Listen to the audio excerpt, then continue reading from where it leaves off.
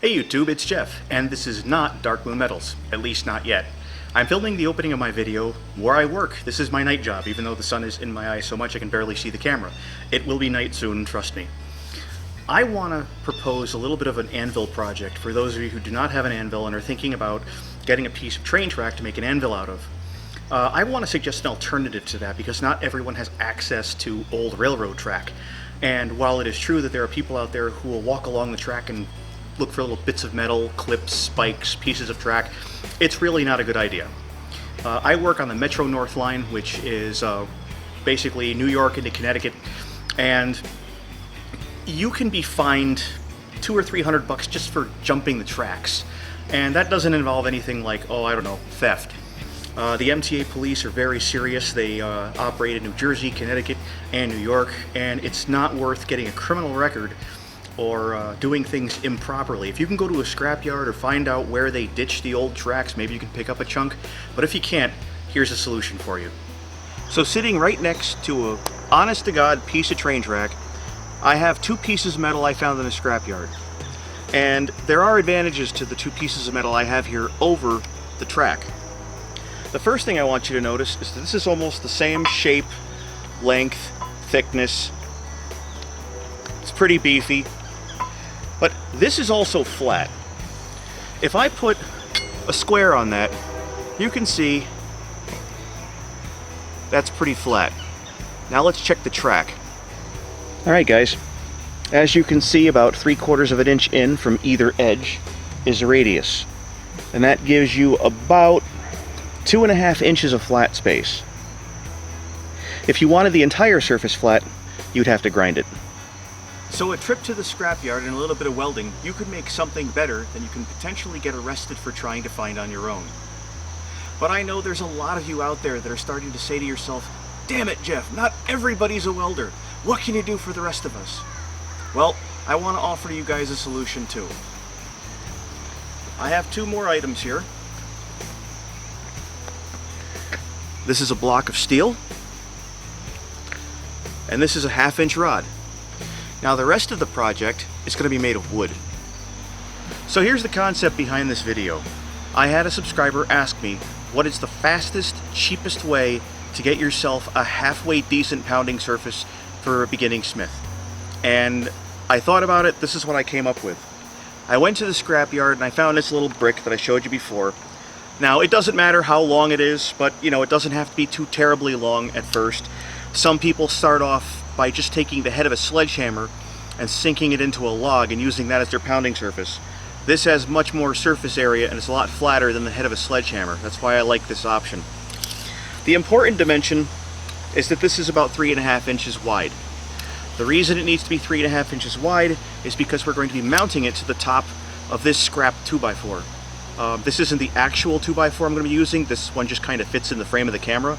The piece that I'm going to be using is approximately 31 inches long. The next thing you're going to need is a couple of lag bolts that are, these are 5 inches. And then I have two lag bolts that are just about 2 7/8. I have a piece of 1/2 inch round bar. This might even be some type of stainless. It's in really good condition for a scrapyard find. You're going to need a 1/2 inch drill bit, a 5/32 drill bit, or something in that ballpark, and two scrap pieces of plywood. These just happen to measure about 3 3/4 by 6 by 3/4 inch. The first measurement I'm going to need is with the plywood and my metal. I need to take both sheets of plywood, make a sandwich, and then I'm going to take the measurement, and that comes out to 5 inches. So I know I need to cut this rod to at least 5 inches. I'm going to go a 1/2 inch over. You'll see why. So I'm going to cut this to 5.5 inches, and I'll be right back. Here's my 5.5 inch cut. So I'm going to take this, put it aside, leave that for later. I'm going to start focusing on the block. The hardest part of this entire project is having to bore a 1/2-inch hole straight through this material, and I really suggest you use a drill press. You can use a hand drill, but it's going to be a huge pain in the neck, and there are more people out there with drill presses than there are welders, so hopefully you have a friend who can give you access to one.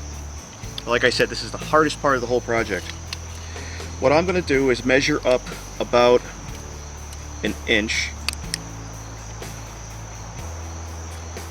and I'll find my center here. This is 6 inches long, so about 3 inches. And this doesn't have to be too precise, but the next step is to drill that 1/2-inch diameter hole. This is the steel block after drilling, and I'm testing the 1/2-inch rod into the 1/2-inch hole, and it fits nice and neat. What I did off camera as well, I put a 5/32 hole. It doesn't have to be a perfect cross hole going through there, but as close to center as you can get it. And then I went ahead and I drilled a 1/2-inch hole about an inch down and centered on each one of the 2 pieces of plywood, and I drilled 2 5/32 pilot holes. I also decided to increase the number of the short lag bolts to 4 rather than 2, and you'll see why as we start to put this together. So in my mind, here's the problem with small anvils. They simply don't weigh enough, and they bounce around a lot. So what I've done is I've secured my 31-inch piece of 4x4 to a very heavy tree stump. Well, let's put it together. Want to roughly center that on your post. Take your pin, slide it through.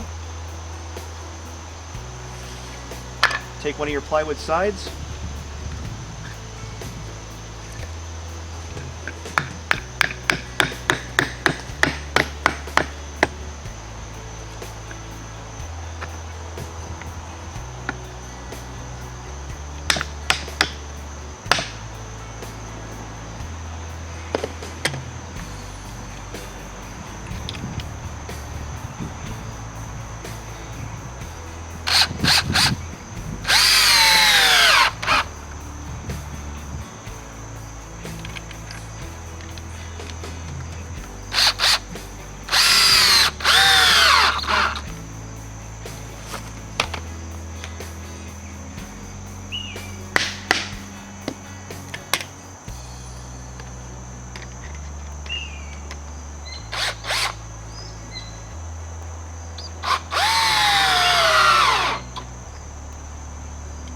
It's almost time for a new battery.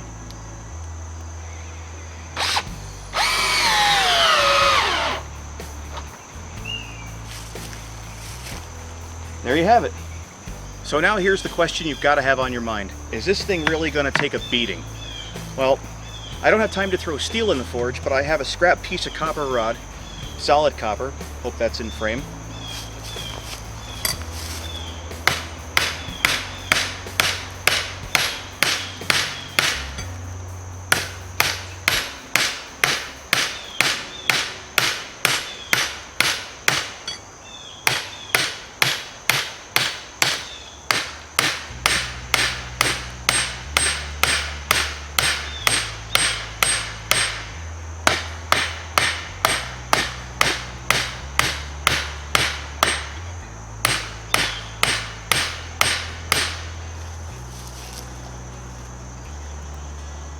If for some reason your holes are a little bit off and your main pin starts to drift in either direction, the 5/32 holes that you drilled can be used with a piece of coat hanger, a wire, a cotter pin, anything that'll keep it from moving back and forth.